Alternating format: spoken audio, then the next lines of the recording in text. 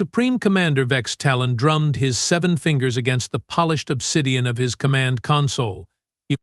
His violet eyes narrowed at the holographic display of the unremarkable blue-green planet spinning before him. "So this," he said, his voice dripping with contempt, "is the infamous Earth?" "Yes, Supreme Commander," replied Fleet Captain Zara Q. Lox, standing rigidly at attention. Her scaled skin glimmered under the harsh lights of the bridge. "Home of the humans." "It looks disappointingly ordinary," Vex Talon remarked, flicking one of his secondary appendages dismissively. "The reports from our scouts claimed these creatures were dangerous." "I fail to see how." Zara cleared her throat nervously. "With respect, Supreme Commander, the scout vessels that returned reported unusual resistance patterns. The 3 that didn't return were clearly crewed by incompetence," Vex Talon interrupted, rising from his command chair. He towered over the fleet captain, his ceremonial armor clicking as he moved. "The Gorvan Empire has conquered 37 star systems, subjugated 112 sentient species, and you expect me to believe that these barely space-capable primates pose a threat?" "No, Supreme Commander. I merely suggest caution. Our intelligence indicates their technological advancement has been uneven, primitive in some areas, surprisingly advanced in others." Vex Talon laughed, a harsh sound that made several junior officers on the bridge flinch. "Caution? The Gorvan Empire does not exercise caution. We crush. We dominate. We appropriate what we desire and annihilate what we don't. That is how we became the strongest force in the galaxy." He gestured toward the view screen, which now displayed a closer view of North America. "What is this region? It appears to have significant agricultural output." "The humans call it Iowa, Supreme Commander." "It is indeed one of their agricultural centers." "Perfect. We will begin there. A small demonstration of our power should suffice. To deploy a single battalion to this, Iowa. Secure a perimeter and establish a foothold." "The usual protocol." Zara hesitated. "Just 1 battalion, Supreme Commander." Vex Talon turned his gaze to her, his eyes glowing dangerously. "Do you question my orders, Fleet Captain?" "No, Supreme Commander," she replied quickly. "Battalion deployment will commence immediately." "Good. I will be in my quarters. Alert me when they have secured the landing zone." Vex Talon strode from the bridge, his cape billowing behind him. "And Zara?" "Yes, Supreme Commander." "Select Commander Drex Han to lead the battalion. His excessive aggression might finally serve a purpose against these supposedly dangerous humans." Commander Drex Han felt the familiar rush of adrenaline as his drop ship punched through Earth's atmosphere. The vessel shuddered and groaned around him, but he paid it no mind. After countless planetary invasions, this was practically routine. "Status report," he barked into his comm unit. "Atmospheric entry complete, Commander," came the pilot's reply. "Deploying stealth measures now. Local time at the landing zone is approximately 0500 hours. Minimal activity detected." "Excellent. The primitives will still be sleeping." Drex Han turned to address the 200 Gorvan soldiers packed into the troop bay. "Warriors of the Empire, today we claim yet another world for the glory of Gorva. These humans know nothing of true warfare. They will fall before us like all the others." A roar of approval filled the ship, the sound of hundreds of razor-sharp claws scraping against battle armor. "Remember," Drex Han continued, "secure the area, neutralize any resistance, and prepare for the arrival of the harvester ships. The Supreme Commander himself will be observing our progress." The drop ship's engines shifted to landing mode, the high-pitched whine changing to a low rumble as they descended toward an open field. Touchdown in 3, 2, 1. The ship landed with a heavy thud, and the loading ramp immediately began to lower. Drex Han was first out, his enhanced vision cutting through the pre-dawn darkness. Before him stretched vast fields of tall green plants, arranged in perfect rows that extended to the horizon. "Spread out," he ordered. "Secure a perimeter, 1 kilometer radius. squad leaders, report in every 5 minutes. The Gorvan soldiers moved with practiced efficiency, their heavy armor surprisingly quiet as they fanned out across the farmland. Drex-Han consulted his tactical display, noting the position of a cluster of structures approximately half a kilometer to the north. He pointed to a nearby lieutenant. Take your squad and investigate those buildings. If you encounter any humans, capture one for interrogation. Kill the rest. Yes, Commander. Drex-Han watched as the squad moved off, then turned his attention to establishing the command post. Within minutes, portable shield generators were humming to life, creating a protected zone around the drop ship. Perimeter Team 3 reporting in, Commander, came a voice over the comm. We have reached the designated position. No contact with locals yet. There's some kind of primitive ground vehicle approaching from the east, moving slowly. Disable it and capture the occupants, Drex-Han ordered. Acknowledged, Commander. Drex-Han smiled to himself. This was going even more smoothly than expected.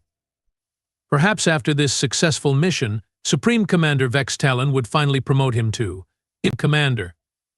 The panicked voice of his lieutenant cut through his thoughts. We have a situation at the structures. Report, Drex-Han snapped. We encountered a human. It killed Sergeant Kriv and 2 others before we could subdue it. Drex-Han frowned. 1 human killed 3 Gorvan warriors? Impossible. It used some kind of primitive projectile weapon, Commander. The projectiles penetrated our armor at close range. Unacceptable, Drex-Han growled. Where is this human now? We have it contained, Commander, but it's proving difficult to control. I'm on my way. Do not kill it. I want to see this supposedly dangerous creature for myself. Drex-Han set off at a brisk pace, flanked by 4 of his elite guards. As they approached the cluster of buildings' primitive structures made of wood and some kind of synthetic material, he could hear the sounds of struggle. Rounding the corner of the largest building, he found 6 of his soldiers attempting to restrain a single human. The creature was surprisingly large for its species, with weathered skin and gray facial hair. Despite being outnumbered, it was putting up a remarkable fight. Enough of this, Drex-Han said, stepping forward. He raised his pulse pistol and fired a stun blast that hit the human squarely in the chest. The human staggered but, astonishingly, did not fall. What in the 7 hells? Drex-Han muttered, adjusting the setting and firing again. This time, the human dropped to its knees, then face down in the dirt. To secure it properly this time, he ordered his soldiers, who quickly bound the human's limbs with restraint cuffs. The commander, one of the soldiers, called out, "We found these inside." He held up several metal objects. Drex-Han took one and examined it. Some kind of primitive weapon? It had a long barrel and a trigger mechanism. Crude, but evidently effective enough to kill 3 of his warriors. "There's more, Commander," said another soldier, emerging from the building. Communication devices and what appears to be a warning system. It activated before we could disable it. Drex-Han cursed. So much for the element of surprise. No matter. Even if they know we are here, what can they possibly do about it? He gestured to the unconscious human. Bring that with us. The Supreme Commander might find it amusing. As they began to drag the human back toward the command post, Drex-Han's comm unit crackled to life. Commander, Perimeter Team 3 under attack. Multiple human vehicles approaching at high speed. They have weapons. On the transmission cut off abruptly. Team 3 report. Drex-Han demanded. Only static answered him. Then another call came in, Commander, Team 7 here. We have lost contact with Teams 3 and 5.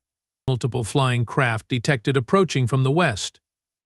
Drex-Han's blood ran cold. This was not going according to plan.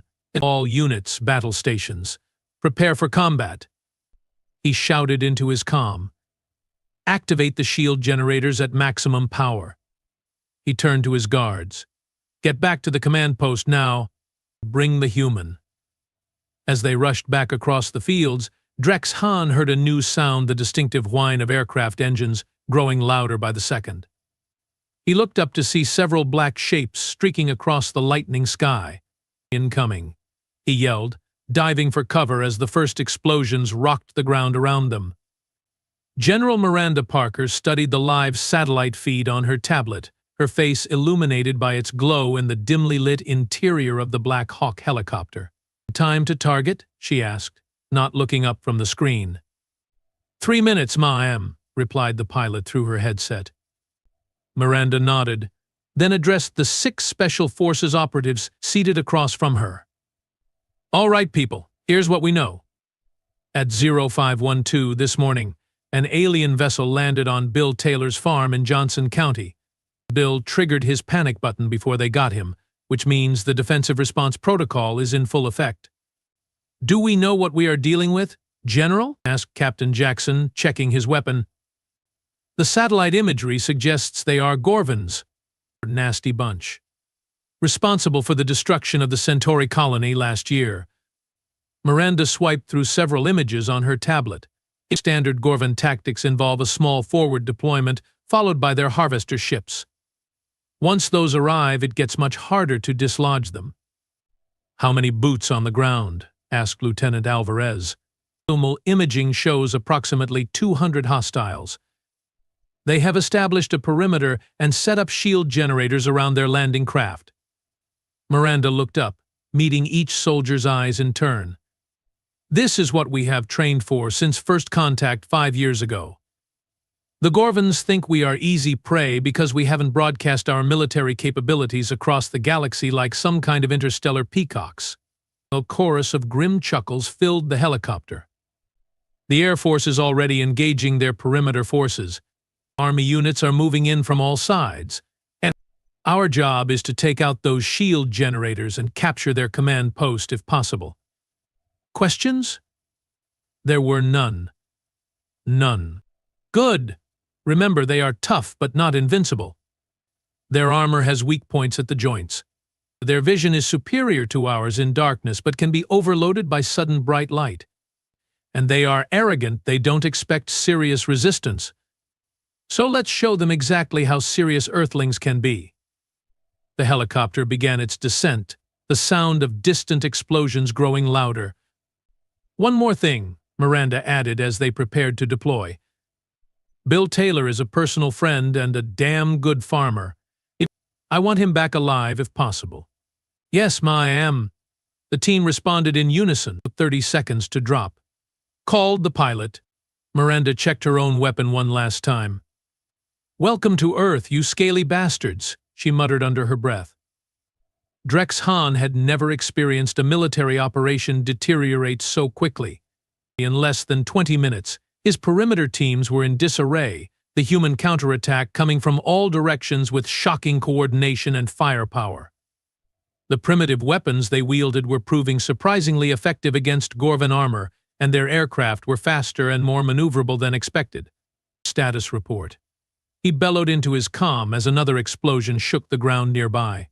"Shields at 60% and falling, Commander," came the harried reply. "We have lost contact with teams 2, 3, 5, and 8. The humans have deployed some kind of jamming technology. We can't reach the fleet." "Impossible," Drex Hahn growled. "Their technology isn't advanced enough for." His words were cut short as a blinding flash erupted nearby, followed by a deafening explosion.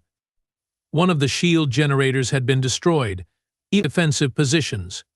Prepare for ground assault. He ordered, raising his pulse rifle and scanning the smoke-filled battlefield. Through the chaos, Drex Hahn spotted movement human soldiers advancing in tactical formation, their weapons spitting fire. They moved with a discipline and precision he hadn't expected from such a supposedly primitive species. And leading them was a human female, her dark skin contrasting with her light-colored armor, barking orders and moving with the confidence of a seasoned warrior. For the first time in his long military career, Commander Drex Hahn felt something unfamiliar stirring in his chest, doubt. As the human forces closed in on his position, a new thought occurred to him, one that would have been unthinkable just an hour ago.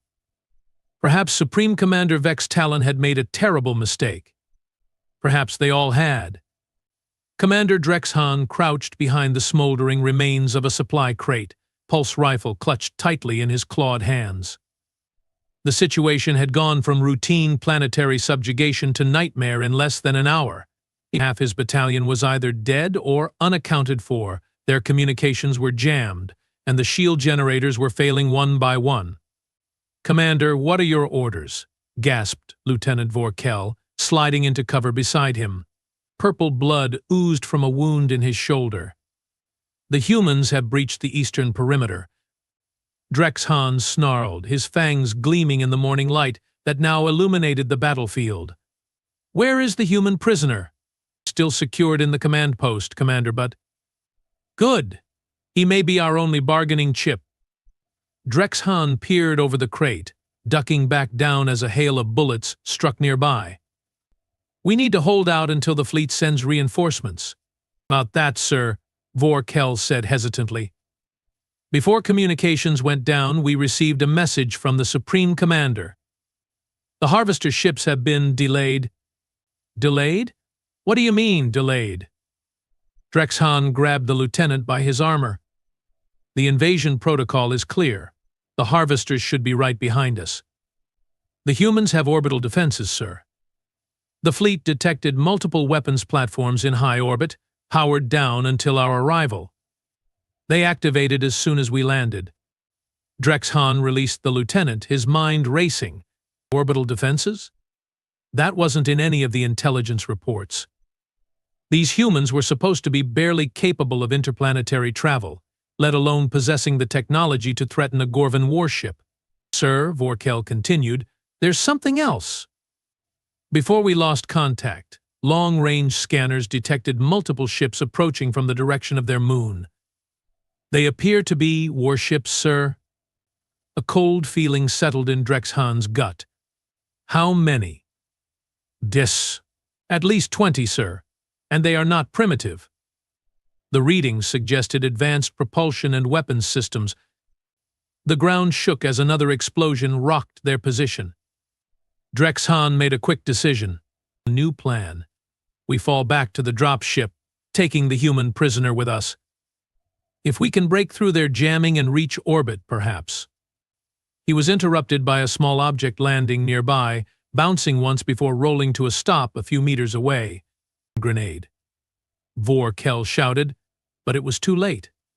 Instead of exploding, the device emitted a blinding flash of light and a deafening sound that sent both Gorvans reeling, their sensitive eyes and hearing overwhelmed by the assault. Through the ringing in his ears, Drexhan heard human voices approaching. Blinking rapidly to clear his vision, he raised his pulse rifle blindly and fired a burst in the direction of the sounds. A strong kick knocked the weapon from his hands, and something hard pressed against his throat. "Don't move," said a female voice, cold and commanding. As his vision cleared, Drexhan found himself staring up at the human female he had spotted earlier. She was pressing the barrel of her weapon against his throat, her dark eyes narrowed. "You speak our language," he managed to say. "We have had 5 years to study yours," she replied. "I'm General Miranda Parker, United Earth Defense Force.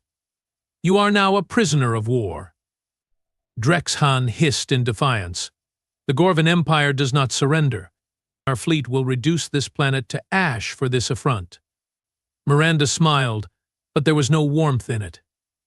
"Your fleet is currently surrounded by 23 Earth battleships and 4 Arcturian dreadnoughts." "Oh, did we forget to mention our alliance with the Arcturians? They were quite eager to help after what your empire did to their colonies."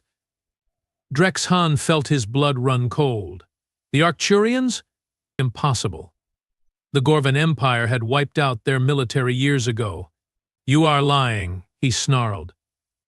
"Am I? Let me show you something." She pressed a device on her wrist, and a holographic display appeared between them. It showed a real-time view of Earth orbit, where the massive silhouette of the Gorvan command ship was now surrounded by vessels of various designs, energy weapons trained on it from all directions.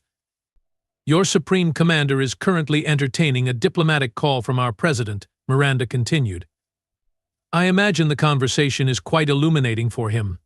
On the bridge of the Gorvan Command ship, Supreme Commander Vex Talon stood rigid with fury as he stared at the human president's image on the main view screen. "This is outrageous," he thundered. "You dare to threaten the flagship of the Gorvan Empire? Your civilization will be erased for this impudence." The human leader, a woman with silver hair and a stern expression, remained unperturbed. "Supreme Commander Vex Talon, I am President Eleanor Martinez of the United Earth Government. Let me be perfectly clear, your forces invaded sovereign Earth territory without provocation, under interstellar law, as recognized by the Galactic Concord. We are within our rights to defend ourselves by any means necessary." "Galactic Concord?" Vex Talon scoffed. "It's that collection of weaklings holds no authority over the Gorvan Empire."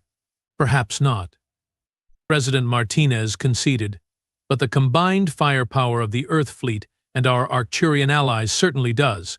Your scans will confirm that we have enough destructive capability to reduce your command ship to atoms. And before you consider calling for reinforcements, be aware that we have already dispatched messenger ships to the Concord. If the Gorvan Empire launches a full-scale attack against Earth, you will face a united response from 17 spacefaring civilizations." Vex Talon's secondary appendages twitched with suppressed rage. He turned to Fleet Captain Zara Kulox, who was monitoring the tactical display. "Is what she says true? Do they have the firepower?" Zara hesitated, then nodded. "Yes, Supreme Commander. Their weapons are locked on our primary systems. We would not survive the first volley." Vex Talon turned back to the screen. "You expect me to believe that a primitive species like yours has formed alliances with established galactic powers? That you have advanced warships? This must be some kind of deception." President Martinez sighed. "Supreme Commander, humanity has a long history of disguising our true capabilities. When we made first contact with the galactic community 5 years ago, we made a strategic decision to appear less advanced than we actually are. We observed how your empire treats those it perceives as threats." She gestured, and the display split to show historical footage of Gorvan conquest across the galaxy. "We have been watching you for quite some time, studying your tactics, your technology, your weaknesses. We deliberately presented ourselves as an agricultural world with minimal defenses, knowing it would eventually attract your attention. Iowa was the perfect bait." "A trap," Vex Talon said, his voice barely above a whisper. "A test," the president corrected. "One you failed spectacularly. Now, here are your options. Withdraw your forces immediately and agree to recognize Earth's sovereignty or face destruction. The choice is yours." Vex Talon's mind raced. Everything about this situation defied the intelligence reports, defied logic itself. How could they have been so wrong about these humans? "Supreme Commander," Zara said quietly, "we are receiving a transmission from Commander Drexhan." "Put it through," Vex Talon ordered. The screen split again to show Drexhan, looking battered and defeated, flanked by human soldiers. "Supreme Commander," Drexhan said, his voice strained, "the humans have captured our ground forces. Their technology and military capabilities far exceed our intelligence assessments. They even have—" He paused, as if the words were difficult to say, "energy weapons reverse-engineered from Arcturian designs." "Impossible," Vex Talon breathed. "I have seen them with my own eyes," Drexhan insisted. "And their orbital defenses, Supreme Commander, they let us land. They wanted us to attack, so they would have justification to respond." President Martinez's expression remained neutral, but there was a glint of satisfaction in her eyes. "As I said, Supreme Commander. A test." Vex Talon felt something he had not experienced in decades of military command uncertainty. The tactical situation was clear. They were outgunned and outmaneuvered. But to retreat would be to admit defeat, something the Gorvan Empire had not done in living memory. "If I agree to withdraw," he said carefully, "what assurances do I have that you won't simply destroy my ship once our weapons are powered down?" "Unlike the Gorvan Empire," President Martinez replied. We respect the principles of honorable combat. Your soldiers on the ground will be treated according to Concord Conventions on prisoners of war and returned to you upon your withdrawal. We seek neither conquest nor retribution, merely recognition of our sovereignty and the promise that the Gorvan Empire will never again threaten Earth or its colonies. Next Talon's pride warred with his survival instinct. To submit to these demands would be humiliating, but to die in a hopeless battle would serve no purpose. Very well, he said at last. I agree to your terms. The Gorvan Empire will withdraw from Earth space and recognize your sovereignty. The word tasted bitter on his tongue. A wise decision, President Martinez nodded. We will transmit the formal agreement for your signature immediately. Commander Drex Hahn and your ground forces will be returned via shuttle once you have cleared our solar system. As the transmission ended, Vex Talon turned to Zara, his expression thunderous. Prepare for withdrawal, and assemble the intelligence officers who prepared our briefing on the humans. Their incompetence has cost us dearly. Yes, Supreme Commander, Zara replied, wisely keeping her thoughts to herself. 3 days later, General Miranda Parker sat across from Bill Taylor in the hospital cafeteria, both nursing cups of coffee. The farmer's weathered face was bruised but healing, his arm in a cast where the Gorvan restraints had fractured his wrist. So, Bill said, taking a sip of his coffee, let me get this straight. You folks have known about aliens for 5 years, built a space fleet, formed alliances with other planets, and turned my farm into alien bait, and nobody thought to tell me? Miranda had the grace to look slightly embarrassed. The classified nature of the program required. Oh, save the government speak for the politicians, Bill interrupted with a wave of his good hand. I'm just trying to figure out if I get hazard pay for having my corn trampled by a bunch of oversized lizards. Miranda laughed despite herself. The Department of Defense will be providing full compensation for damages to your property, plus a stipend for your unexpected participation in national security operations. Damn right they will, Bill nodded. And I want one of those fancy alien detectors installed, not just the panic button. Next time someone from outer space decides to park on my corn, I want at least 5 minutes warning so I can put on pants before I start shooting. I think that can be arranged, Miranda smiled. Your shotgun took down 3 Gorvan soldiers, you know. Their commander couldn't believe it. Their armor is designed to deflect energy weapons, not lead buckshot. Bill shrugged, wincing slightly at the movement. My granddaddy always said, sometimes the old ways work best. Guess that applies to alien invasions, too. Well, your old ways gave us exactly the incident we needed. The Gorvan Empire has formally recognized Earth's sovereignty and agreed to a non-aggression pact. More importantly, word of their defeat is spreading through the galactic community. No one expected the mighty Gorvans to retreat from a backwater agricultural world. Bill chuckled. Bet that's got their tails in a twist. You have no idea. Their supreme commander is facing a significant challenge to his authority. Apparently, losing to primitives is frowned upon in Gorvan society. So what happens now? Bill asked, suddenly serious. They will be back, won't they? Folks like that don't take humiliation lying down. Miranda's expression hardened. If they return, they will find we are even better prepared. The Arcturians are helping us upgrade our defense grid, and 3 more civilizations have approached us about alliances since the Gorvan incident. And my farm? Still going to be on the front lines? Actually, Miranda said with a small smile, we are considering establishing a proper military base in the area. The president is pushing for it to be named Fort Taylor, in recognition of your contribution. Bill stared at her for a long moment, then burst out laughing. Fort Taylor? Lord Almighty, my grandfather would roll over in his grave. He spent his whole life cursing the government, and now they are naming a military base after the family. Miranda grinned. Life is full of ironies, Mr. Taylor. That it is, General. That it is. Bill raised his coffee cup in a toast, to human ingenuity and alien overconfidence. May we always have more of the former than the latter. I will drink to that, Miranda replied, clinking her cup against his. In the dimly lit command chamber of the Gorvan Imperial Palace, Supreme Commander Vextalon knelt before the Emperor, his head bowed in shame.